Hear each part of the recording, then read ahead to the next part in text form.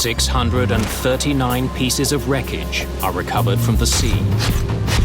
639 pieces that only deepen the mystery of a deadly plane crash. All right, a little bit more to the right. There. But when investigators bring up the 640th piece of China Airlines Flight 611, they get their answer. There was definitely a eureka moment on the dock. It would be scrutinized more closely than any other piece of debris. On this single piece of wreckage, investigators would find the one clue that would tell them why a modern jetliner with 225 people on board shattered in mid-air.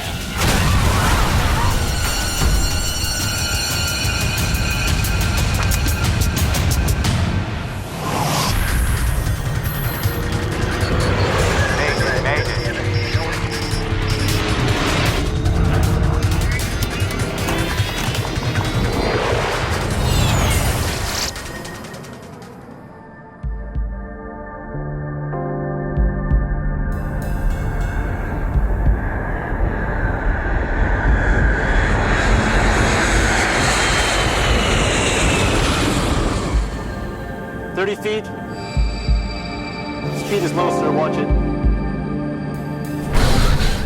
Did you feel that?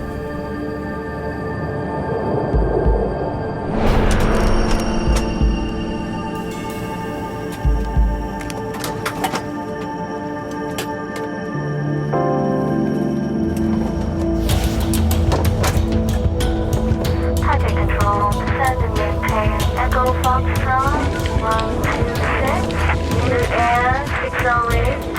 May the 25th, 2002.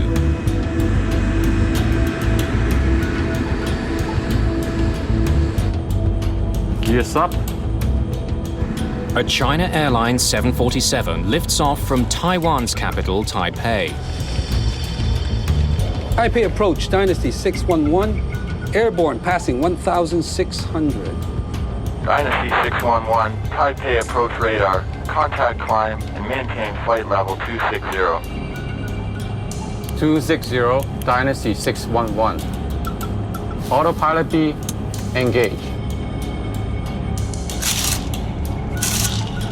China Airlines is Taiwan's national airline. There are 225 people on board Flight 611. Today's flight is a short one. 1 hour and 40 minutes across the Taiwan Strait to Hong Kong. This route is one of the most widely traveled on the planet. It makes so much money, it's called the Golden Route. Ladies and gentlemen, the fasten seatbelt sign has been turned off. For your safety, we do recommend that you keep your seatbelt fastened at all times while seated.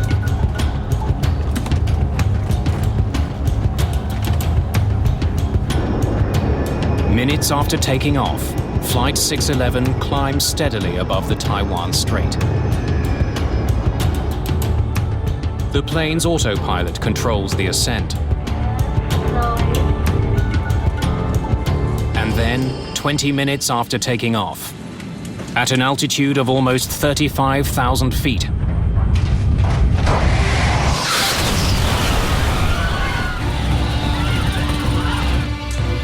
at Taipei Area Control, the flight vanishes from radar. Dynasty 611, Taipei. Dynasty 611, Taipei. I've got a plane off radar. China Airlines 611. Its last known return was east 119.67, north 23.98. Taiwanese authorities quickly launch one of the largest rescue missions in that country's aviation history. 本时段备勤同仁，本时段备勤同仁，请立即至值班室集合。科研，麻烦你帮我。海顺动幺，海顺动幺，高架北方动幺，听到请回答。我是同时下达。I gave a clear order that the priority would be searching for whoever was still alive, then bodies, and then, only then, wreckage. 务必全力以赴。 More than 1,000 people take part.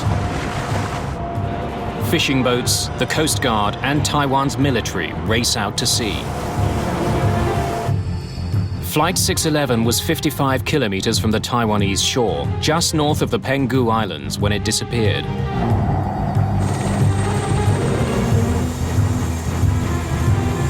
Rescuers find debris floating in the Taiwan Strait. Wreckage from the plane is spread far and wide. Some items are found on land more than 100 kilometers away in central Taiwan.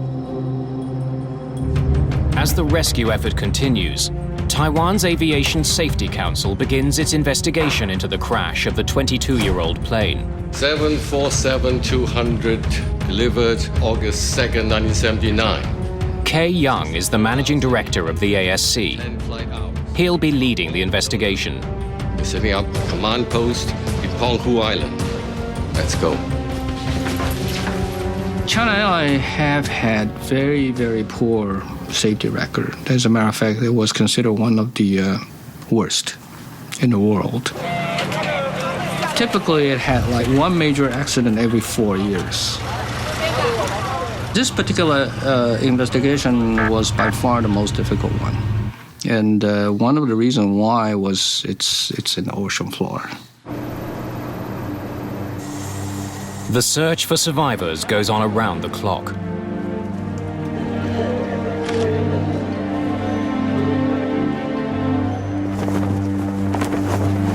There were 225 people on the airplane. Nobody is found alive.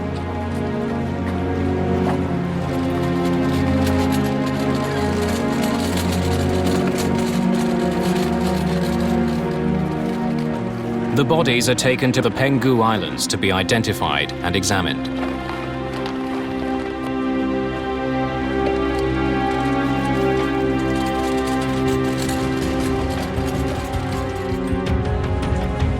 Since the accident involved an American-made plane, the NTSB joins the investigation. A team of investigators is dispatched to Taiwan. They'll be led by John DeLisi in Washington. We have a very good working relationship with the ASC, the Aviation Safety Council of Taiwan, so we knew that they would ask for and welcome our assistance in the investigation. Wreckage that's found floating is also brought to the Penghu Islands. Investigators need to know how one of the world's most successful planes, on one of the world's most traveled routes, simply fell out of the sky. Well, the Boeing 747 is the world's most popular jumbo jet, and it's flown millions of people, probably billions of miles. We were very concerned. Good morning. I'm anxious to see what you have. Sophisticated ground-based radar tracked Flight 611 throughout its short journey. It should provide investigators with a much clearer picture of the flight than the radar at air traffic control. Kay Young gets the first major clue in this case. The radar tracked the plane as it climbed on course to 35,000 feet. Then suddenly, Flight 611's signal split apart. The breakup is quite graphic. Right when the event happened, it appeared as if there were 3 or 4 sizable pieces of wreckage that were getting radar returns, that then began to drift and scatter as they fell to the earth. So that told us that the airplane broke up in flight.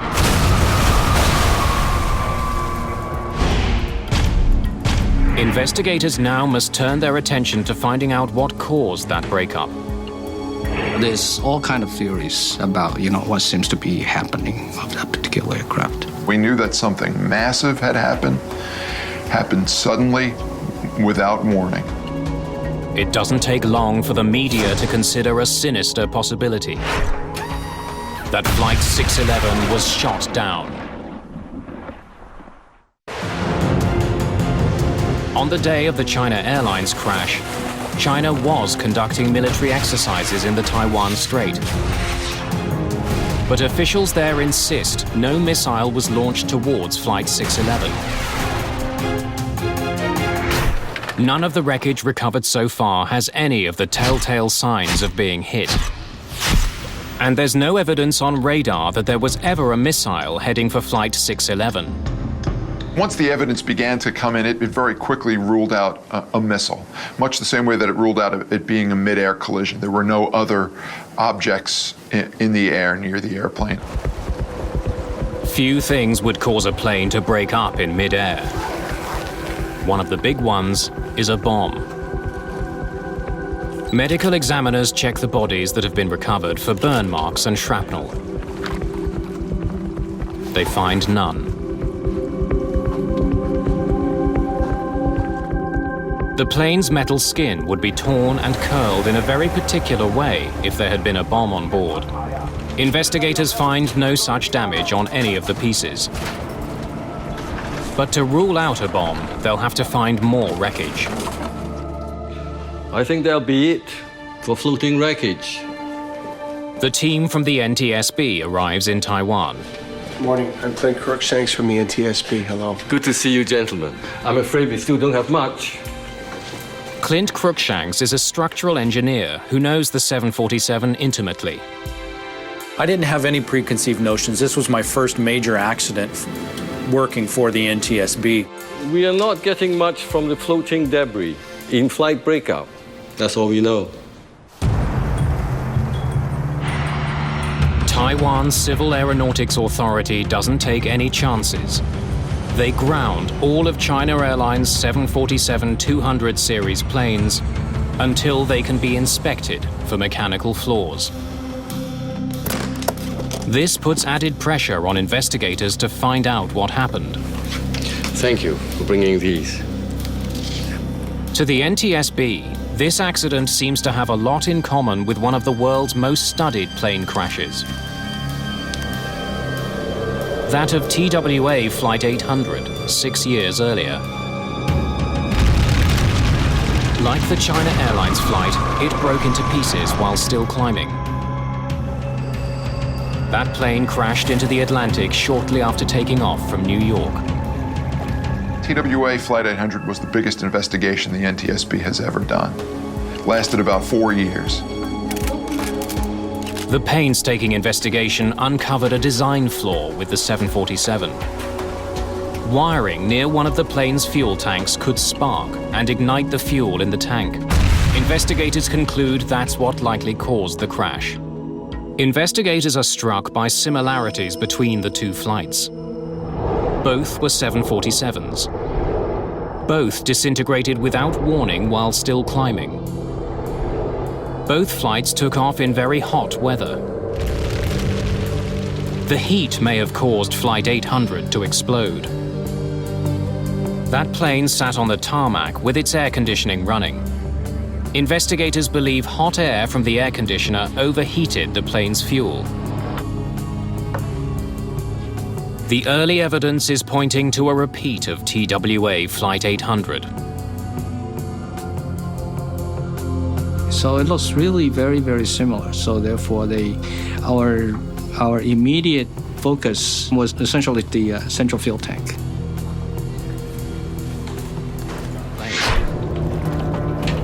25 days after the crash of Flight 611, the plane's 2 black boxes have been found.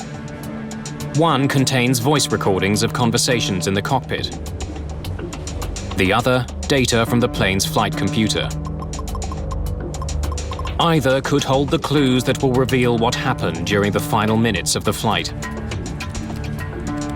If the answer is on the tape, investigators may not have to bring up more wreckage to the surface. The data is critical. Body ready? Investigators begin with the plane's cockpit voice recorder. They hope that the pilots will have said something to each other about an emergency on board.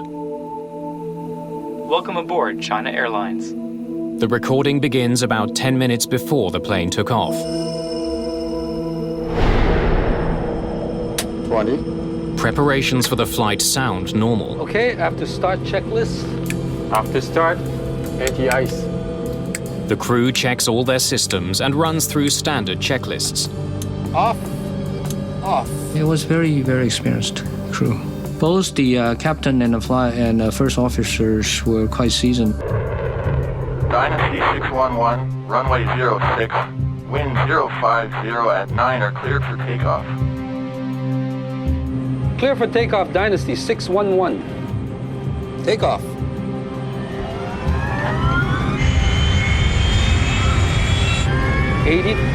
Check. V1. Rotate.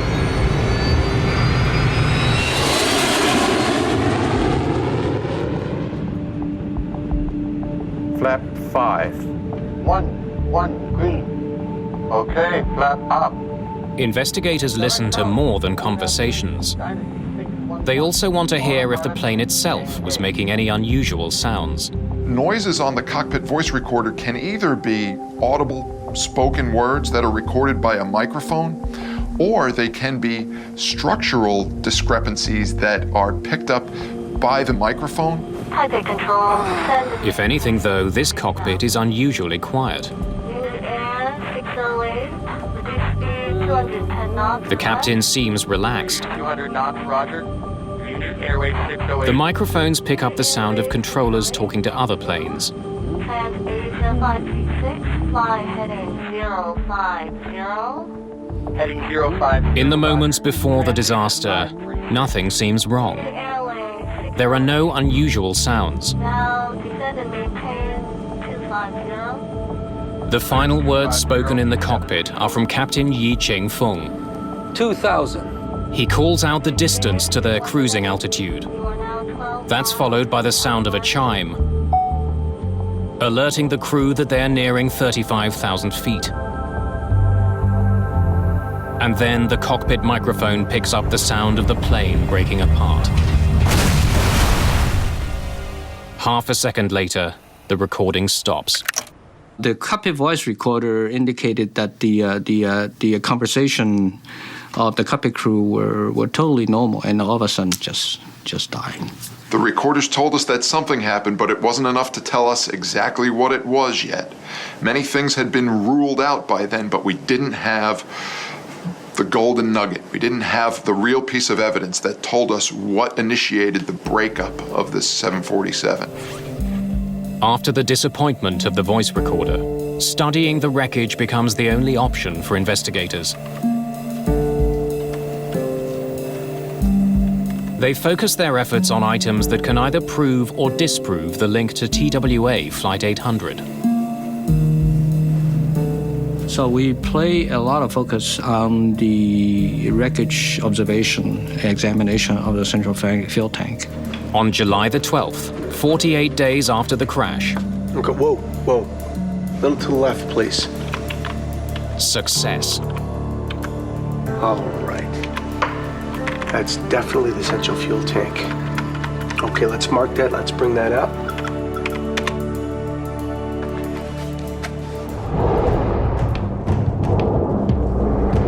The tank joins the sea of wreckage piling up at the pier. Investigators study it closely for any evidence that it exploded. If it did explode like the TWA tank, it would be curled and twisted. And the metal would be bent outwards. But this fuel tank is different. And we found the central fuel tank was relatively intact. And it's crumpled inwards. Unlike the tank from the TWA flight, there's no soot. There would be if the jet fuel inside had ignited. So at that time, we pretty much ruled out it was the cause of the central fuel tank. The wreckage recovered so far has also forced investigators to abandon another theory, that a bomb brought down the plane. None of the wreckage showed any evidence of sooting, any kind of explosive damage. The China Airlines crash was neither a repeat of TWA Flight 800, nor a deliberate bombing. Investigators are running out of leads. As more wreckage is identified and recovered, investigators find an intriguing clue. It's discovered when they examine a series of small vents from Flight 611.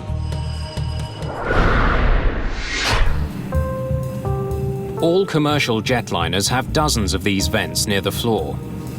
They're essentially pressure release valves. They're called dado panels, and there's only one reason for them to open.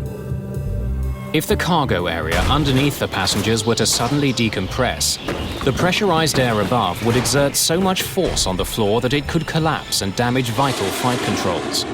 That's precisely what happened to a Turkish Airlines flight in 1974.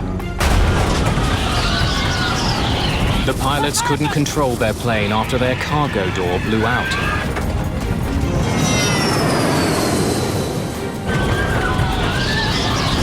We've lost this! If the floor on that flight hadn't collapsed, the pilots may have been able to save the plane.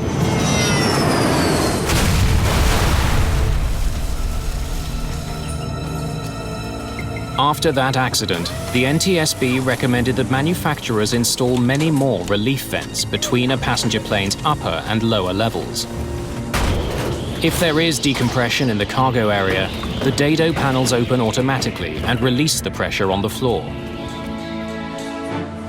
There were 65 dado panels on the China Airlines flight. 19 of them were recovered from the ocean. 4 recovered panels were in the open position. It tells investigators that there must have been a sudden loss of pressure beneath the passenger cabin. But it doesn't tell them what caused it. The dado panels lead investigators closer to solving the mystery of this crash. But it's just a small piece of a much bigger puzzle. There are hundreds of pieces of wreckage to be examined for clues. Kay Young now wonders if a few of those pieces might be able to tell him where the decompression originated. I've been reading about the trajectory analysis you did on Flight 800. I'd like to try it. Ballistic trajectory analysis is a technique that US investigators used to figure out how TWA Flight 800 disintegrated. It's impossible to do without specialized computers. Kay Young selects 18 pieces of wreckage for the computer analysis. Some from the front, some from the middle, and some from the back of the plane. 199. Along with all the other data, he'll feed information about each item's weight and shape into the computer. 526. Based on where the pieces fell, the computer should be able to calculate which of those 18 pieces was the first to come off the plane. Can we see when each one of those items separated from the aircraft?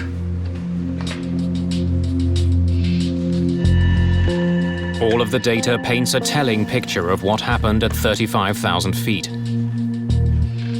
Kay Young gets to see how Flight 611 broke up, from beginning to end. The tail came off first. Along with the dado panels, it's a very important clue. Well, that pretty much indicating that there's something happened in the back of the aircraft, rather than something happened in the forward part. Investigators are now keen to recover items from the rear of the plane.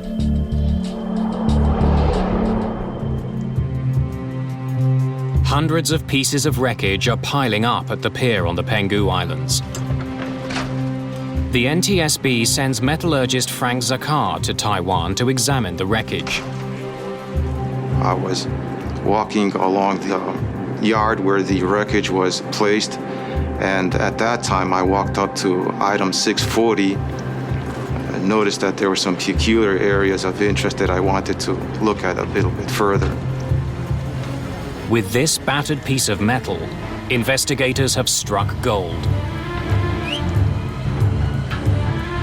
There was definitely a eureka moment on the dock. And that was, hey, we might have something here. Hey, it's Frank. I think we found your golden nugget. Item number 640 would give investigators a revealing glimpse into the past and lead them to conclude that the crash of Flight 611 actually began 22 years earlier.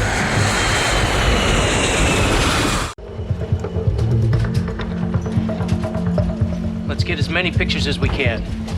The massive piece of fuselage that has caught Frank Zakar's attention is exactly what investigators have been searching for. It includes a piece of the belly, the sidewall, and the rear cargo door. It's from the back of the plane, precisely where the analysis told them the breakup had begun. This piece of wreckage was highly unusual. It wasn't what we were seeing on all the other pieces, and it immediately drew our attention and drew the focus of the investigation. The way most of the metal is torn suggests it ripped apart violently in mid-air. Aerodynamically, as an airplane's moving through the air, if it were to break apart, just the force of the incoming air at over 500 miles per hour will just break up perfectly good structure. That's what we call an overload fracture. So most of the pieces that came up early were just indicative of that kind of overload. When metal breaks due to overload or overstress, it comes apart at an angle. But the fractured edges of piece number 640 aren't angled, they're flat. What do you think? It's definitely not overstress. It's metal fatigue. Fatigue fractures happen when metal is stressed repeatedly over time until it breaks. It looks very different from a stress fracture. Typically, a metal fatigue crack will have a flat appearance. It'll be very smooth. That's exactly the kind of crack that investigators observe on piece number 640. That tells them it didn't break off the plane suddenly as it fell from the sky. This piece separated from the plane over time. Had it caused the deaths of 225 people? There was much more work that needed to be done. A detailed analysis of the piece had to be done in order to see if this in fact was the smoking gun. There's something else about this piece that stands out. It has a metal patch on it. It's called a doubler plate. It's the equivalent of a patch on a punctured tire.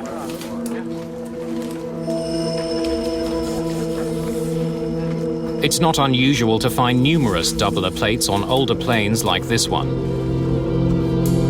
A doubler plate is like a patch that you put over fuselage skin. If there were to be a tear or a blemish, a crack identified, you'd want to repair the fuselage back to its original strength, and one way to do that is to put a doubler plate or a patch right over the existing structure. At some point, this section of the 747 had been repaired. Investigators need to know why it was fixed and how that was done. We're looking for repair to the aft lower lobe. Whatever it was big. Investigators sift through 22 years of documents. But the records are sketchy. Finding details on one particular repair could take time. There's something about this particular doubler that catches Frank Zakar's attention. The outside of the fuselage contained longitudinal streaks that appeared to emanate from between the doubler plate and the skin. Something is leaking from underneath the metal patch. Was there a possibility that the skin had broken, cracked, and was there any fuel or air coming out from between the doubler and the fuselage? And that warranted further examination. The Chung-Shan Institute of Science and Technology is a military research facility. It's at the forefront of Taiwan's space program.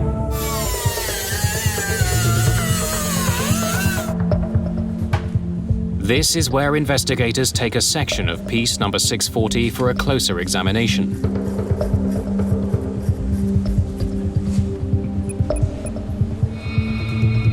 The NTSB's Frank Zakar finds a telling clue on the crack itself.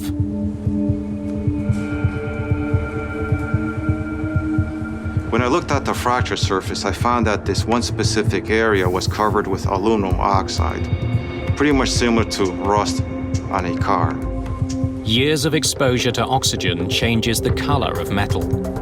The discoloration tells investigators that this particular crack at the rear of the airplane has been there for a very long time.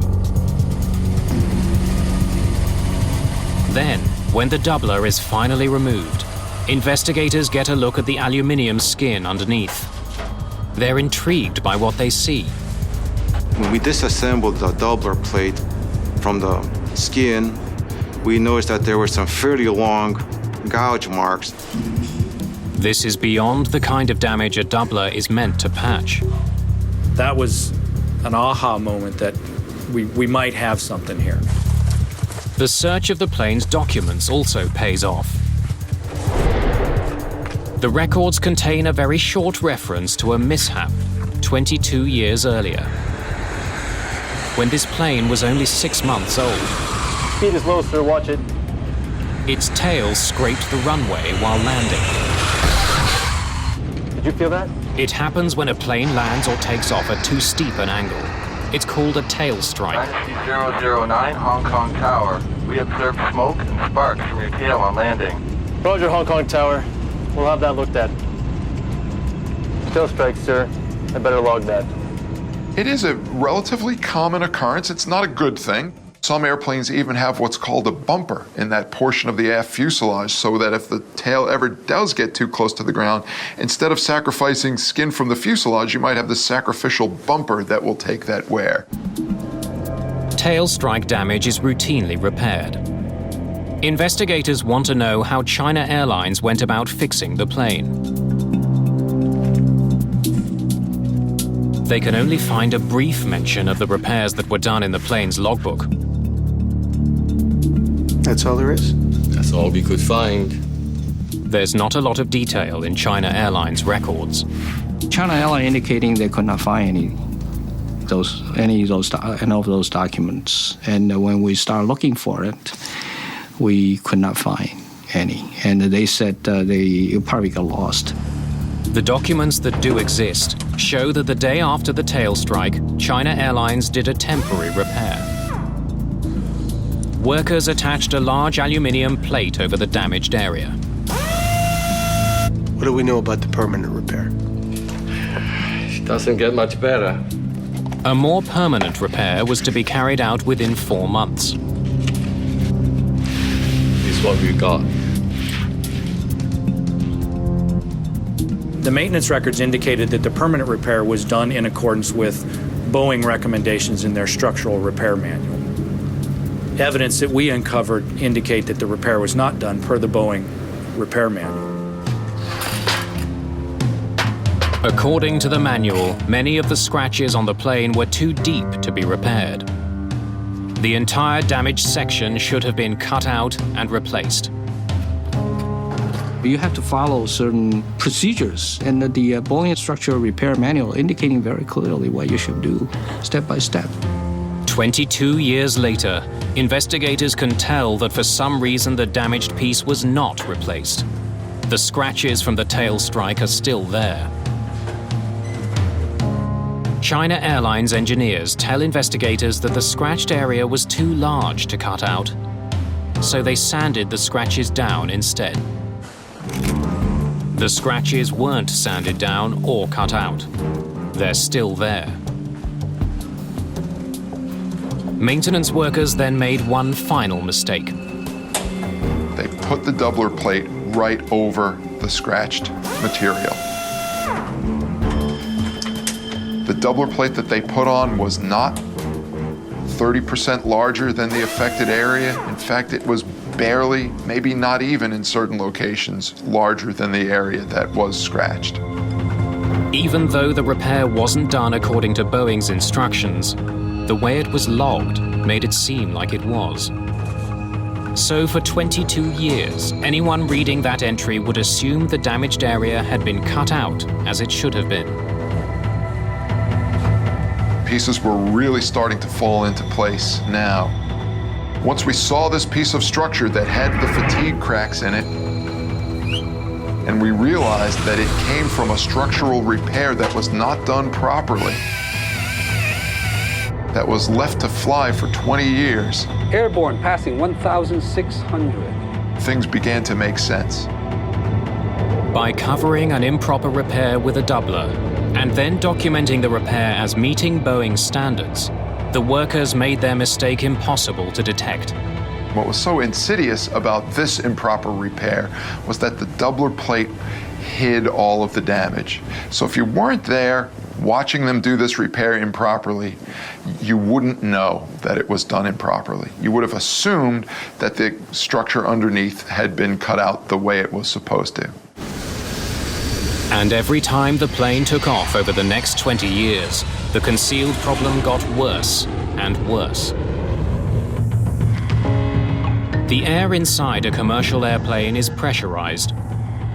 As the plane climbs, air is forced into the cabin to keep the pressure inside the plane greater than the pressure outside. It's like inflating a tire. The inside air pushes against the plane's skin. Each time the airplane pressurizes, pressure built up inside the fuselage of the airplane, that crack could open up for a certain amount of inches or microns or millimeters. The plane's skin expanded and contracted a little bit every time. Because they weren't properly repaired, the cracks grew and spread. Eventually, the crack grew into a stunning 2.3 meters. If you were charting the crack, you would have seen very slow growth early, but as time went on, the growth was getting bigger and bigger. A small scratch had grown into an enormous problem. Then in May 2002, as Flight 611 climbed, that problem killed 225 people. As the airplane climbed in altitude and the fuselage was pressured, that put enough strain on this growing crack that it reached its critical length. And from there, it just spread like a spider web. It went in all directions, and it probably looped all the way around the fuselage to the point where the entire aft section of the airplane just broke off from the rest of the structure. The plane went into a steep dive. The force of the air on what was left of the plane quickly ripped it to pieces.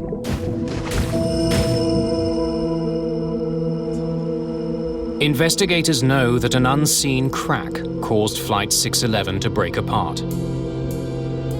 They now discover that China Airlines came heartbreakingly close to finding that crack and saving 225 lives. The China Airlines 747 was in regular service for 22 years following the improper repair to its skin. It took off and landed more than 20,000 times. Over the years, mechanics would have scrutinized the plane. There's regular inspections per the Boeing maintenance program that have to be performed on the airplane. But the massive crack forming at the rear of the plane was never detected. Another accident in another country almost led China Airlines to discover the hidden damage. In 1988, the roof peeled off an aging Boeing 737 owned by Aloha Airlines. As a result of that incident, the Federal Aviation Administration laid out an inspection procedure for older planes. Airlines around the world were forced to inspect their planes much more diligently for corrosion and cracks.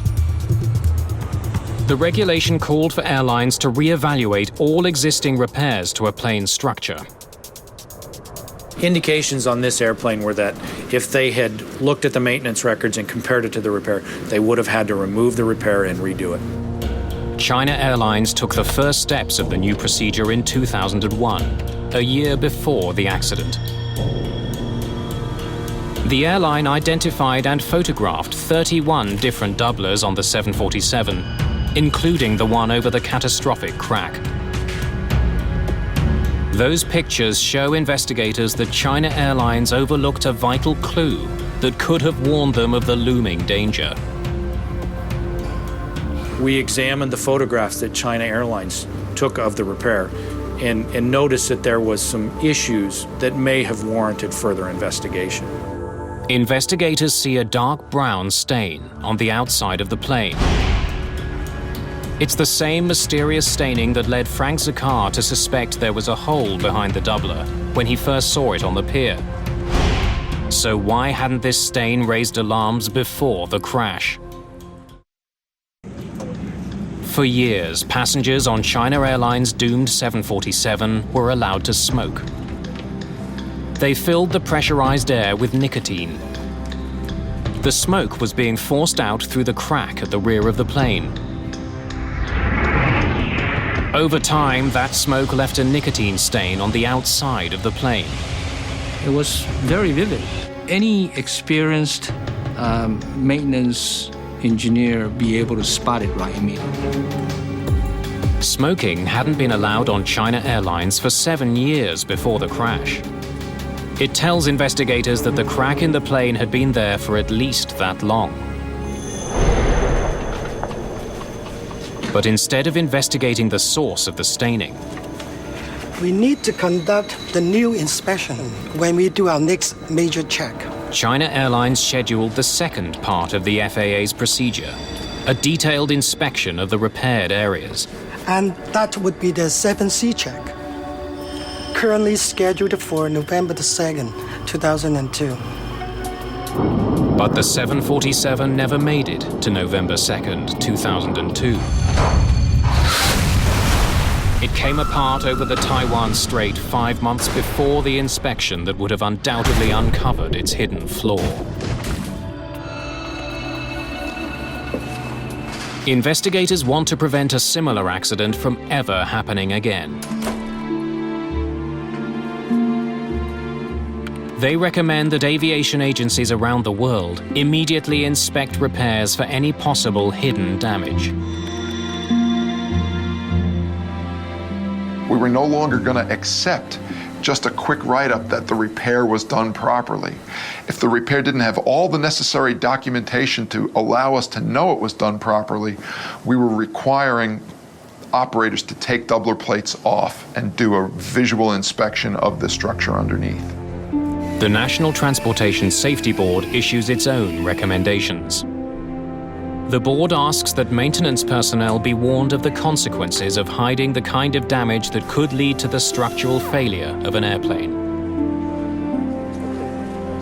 The moral of this story is that the repair has to be done properly. As a mechanic, when you're doing work on an airplane, you're not thinking about the people who might be flying on that fuselage 20 years from now, but their safety depends on you doing the repair properly. China Airlines has revised the way its fleet is inspected and maintained. Its safety record has improved dramatically since the crash of Flight 611. Investigators also proposed the development of new tools that would allow mechanics to detect damage behind a doubler. Such tools are being used today. Boeing developed a non-destructive procedure that can find cracks in the fuselage underneath the doubler. That device uses ultrasound, sound waves that travel through metal. It can reveal damage underneath a doubler. It's the same technology that allows doctors to observe a fetus while it's still inside the womb. The device would have been able to detect the crack behind Flight 611's doubler plate. But the technology has some limitations. A great number of hours are required just to do one specific area of the airplane, but the technology is getting better. The problems that led to the China Airlines disaster are not going away. Planes the world over are getting older. And older planes need to be more thoroughly inspected for cracks. 6 years after the China Airlines crash, Southwest Airlines in the United States was hit with a record-breaking fine. $10.2 million for missing inspections designed to find cracks. The finding of Southwest brings back into focus how important it is to do maintenance properly on an airplane. A proper program of maintenance and inspections can be costly. But as China Airlines showed, the price of not maintaining aging planes is even costlier.